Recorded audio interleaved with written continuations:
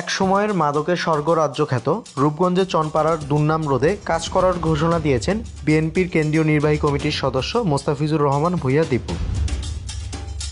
শুক্রবার 10 জানুয়ারি বিকেলে চনপাড়ায় বিএনপির 31 দফা প্রচারে আয়োজিত সমাবেশে দীপু ভূঁইয়া এই ঘোষণা দেন।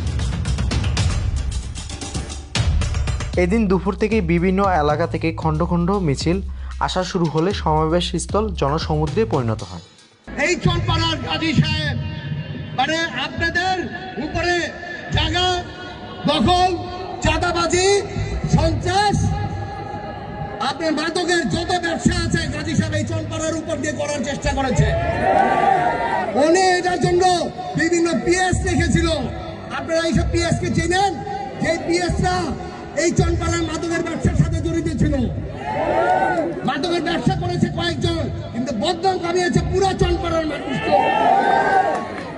ইনশাল্লাহ চনপাড়ার মানুষ যাতে গর্বের সাথে চলতে পারে, ইনশাল্লাহ আমি এই ব্যবস্থা ইনশাল্লাহ আপনাদের সাথে মিলে করে দিব, যাতে বুক বুলিয়ে আপনারা সবসময় বলতে পারেন যে আমরা চনপাড়ার মানুষ। চনপাড়ার মানুষ অ্যাকচুয়ালি এত সাহসী যে ওনারা পুলিশের চোখে চোখ রেখে কথা বলেছে।